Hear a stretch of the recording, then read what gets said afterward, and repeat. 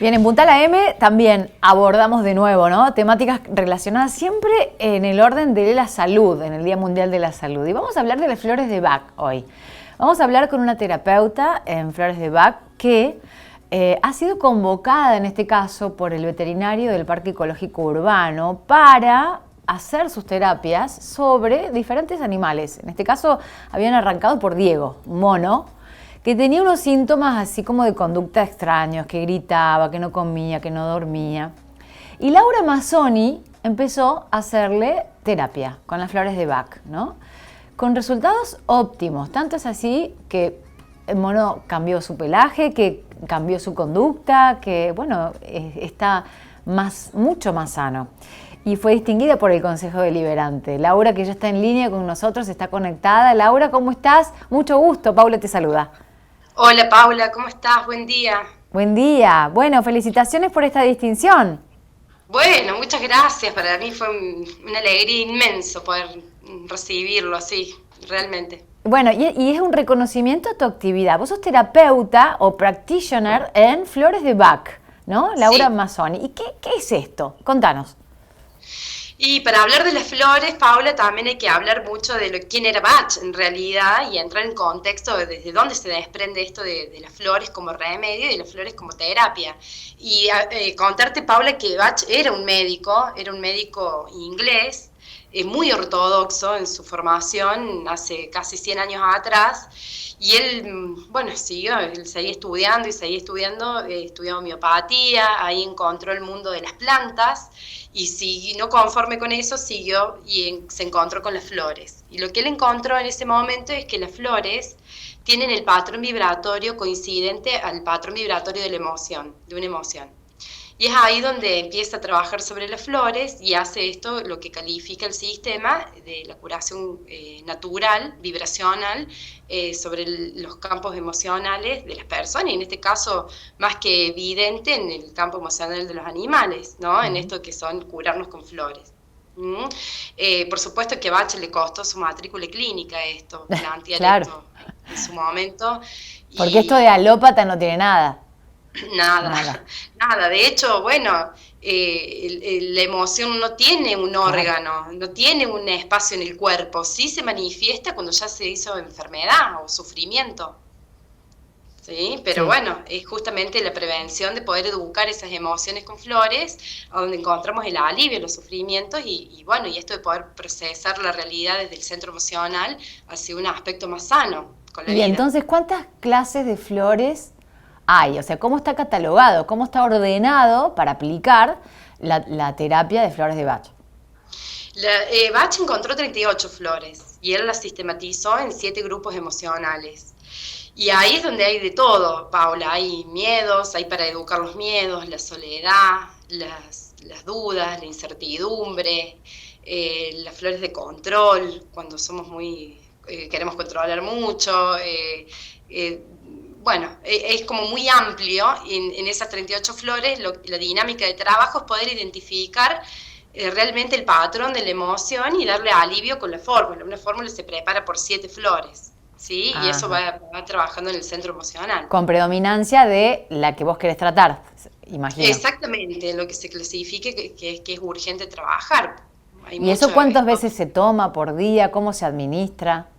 La posología es diaria, es cotidiana, son 4 gotas sublinguales 4 veces al día. Y cada fórmula se prepara cada 20 días porque se contempla que el centro emocional tiene una dinámica, es dinámico. Entonces, el estado emocional que tenemos hoy, Paula, varía a cada 20 días y mucho más si está intervenido con flores.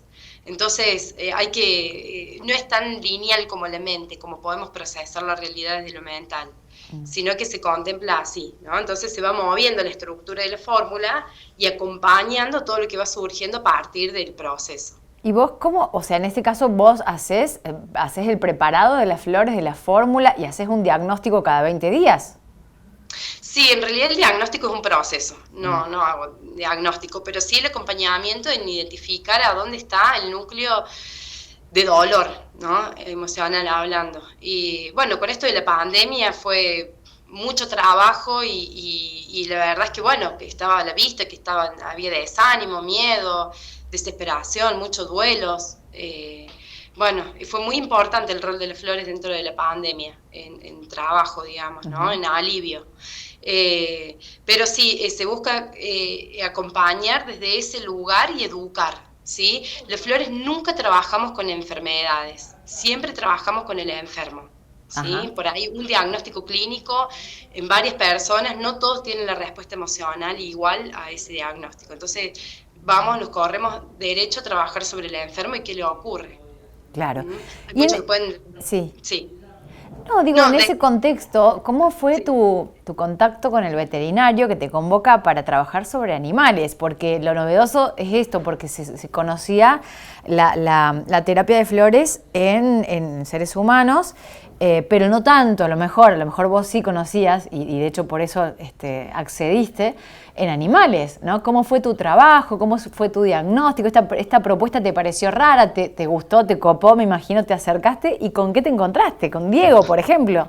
Ay, no, fue un estallido de amor, Paula, porque por supuesto que cuando me convocan era porque había un estado emocional con el animal, en esto que ubicabas al principio, él no dormía, él no comía y gritaba todo el día.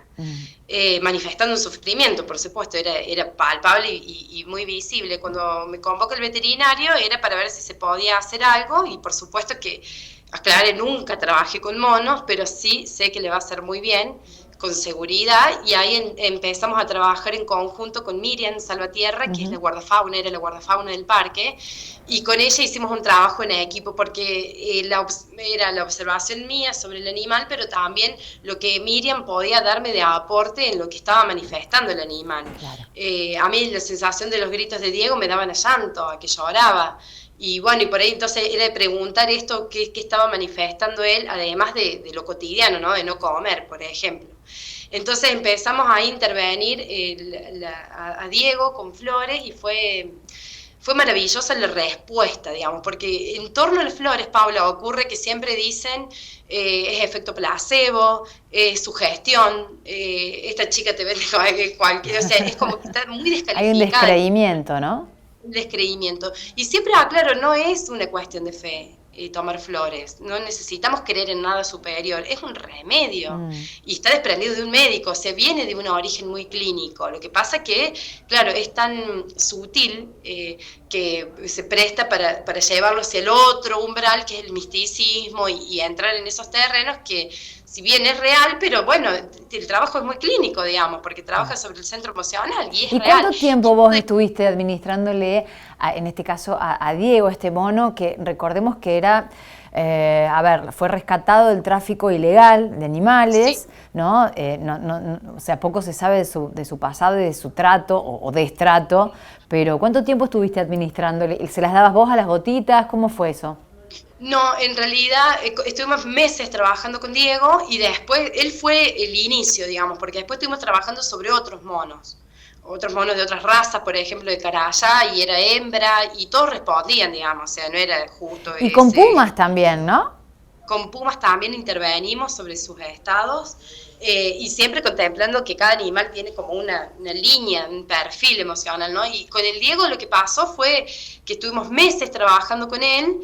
Él respondía clínicamente lo que estaba prescribiendo desde las flores, y yo dejaba la fórmula hecha, y la gente, ahí Miriam, y el personal voluntario del parque eran los que suministraban, le daban el remedio diariamente. Claro, ahí está. Entonces, por eso fue un trabajo en equipo, y cada 20 días iba al parque y revisábamos esto de las flores y cómo había estado. Y bueno, era maravilloso ver, Paula, cada 20 días ir y encontrarme con un nuevo síntoma de bienestar. Un avance. Él dejó de gritar, cambió el pelaje, ¿no? Y engordó. Subió de peso, mira. Se trepaba la reja y era verlo gordito, la mirada era otra, una mirada más de paz, digamos, del animal. Y bueno, y esto hasta el final, ya el Diego se acostaba en su cuchito a dormir la siesta. O sea, a ese nivel. Bueno, qué lindo.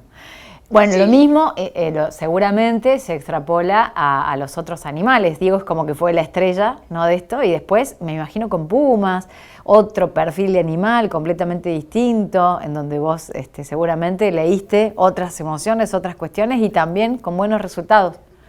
Sí, sí, Paula, siempre con resultados óptimos ante el proceso. Y esto es lo maravilloso también de ver que la evidencia del trabajo de las flores es como real, digamos, porque trabaja en el reino animal, bueno, nosotros también somos del reino animal, pero era verlo plasmado, ¿no? Era ver el resultado en el animal, en los animales. Y, por ejemplo, con Lolo, que era una mona, caraya, ella tuvo una fractura en el brazo, le terminaron amputando el brazo y acompañar todo su perdón, me emociona porque Ay, ella sí, era más viejita y acompañar como el último tramo de su claro. vida, de las flores, y era maravilloso ver cómo Lolo buscaba salir de su cuchita y buscar el sol, ella buscaba el Mm, sol, y eso es indicio de buen ánimo. Ujú. mira, Entonces esto, bueno, era verlo en cada cosita, en cada detalle desde lo cotidiano, porque por ahí uno piensa en flores y piensa en que vemos no sé, seres de otro planeta, y eso no ocurre claro. con las flores. Simplemente estimula el estado de ánimo y hacia bien, digamos, ¿no? Hacia conectarnos. Por ejemplo, Lolo que buscaba el sol. Claro. Laura, bueno, vos ahora, más allá de la incursión ahora con animales, que es la primera vez que lo haces. Sí, en realidad este caso ya tiene sus años. Con el Diego trabajé hace como 4 o 5 años atrás y después seguí trabajando con otros monos. Ajá, Pero sí, fue la primera vez. Había trabajado previamente con animales domésticos, con perros y con gatos. ajá, Pero no como decías recién, Paula, cuando llego al parque y me encuentro con la historia del animal, más allá del animal y de dónde venía. Diego había sido domesticado, por ejemplo, mm. y él tenía hábitos de, por decirte, de poner lavarropa y cosas No, muy ¿en domésticas, serio? digamos, ¿Estás muy diciendo? domésticas, sí. Y a raíz de un conflicto con vecinos, la señora que lo tenía, Diego, lo entrega al parque. Y ahí también me encuentro, como decías recién, Paula, con una realidad que pasa, lamentablemente, que es el tráfico ilegal de animales silvestres. Y es más común de lo que uno puede ver o creer que pase. Entonces, bueno, Diego, me encuentro con un conflicto de identidad, lo primero que veo cuando lo veo a él, porque de mono pasó a ser semi-humano y después de vuelta al parque y poder Claro, adaptarlo a pobre. realmente su memoria y a su origen. Y toda la angustia que eso le trae a Diego fue trabajar así gota por gota con él hasta que él, bueno, se reincorpore y se estaba despersonalizado, digamos, él estaba desconfigurado, por decirlo, ¿no? Y esto es lo que él empieza como su comportamiento también como lo que era el Diego. Claro, bueno, un proceso que lleva su tiempo, que no es una cuestión de meses, digo, las flores tienen su tiempo, su proceso, no es como la alopatía que es de un día para el otro, ¿no? Es diferente, se trabaja con emociones y Laura Mazzoni fue reconocida por esto en el Consejo Deliberante, por eso nuestra nota, muchísimas gracias por el contacto, Laura, felicitaciones de nuevo y Muchas bueno, gracias. seguimos en contacto, ¿eh? Un abrazo Muchas grande. gracias, Paula. Salud y buenos días. Gracias.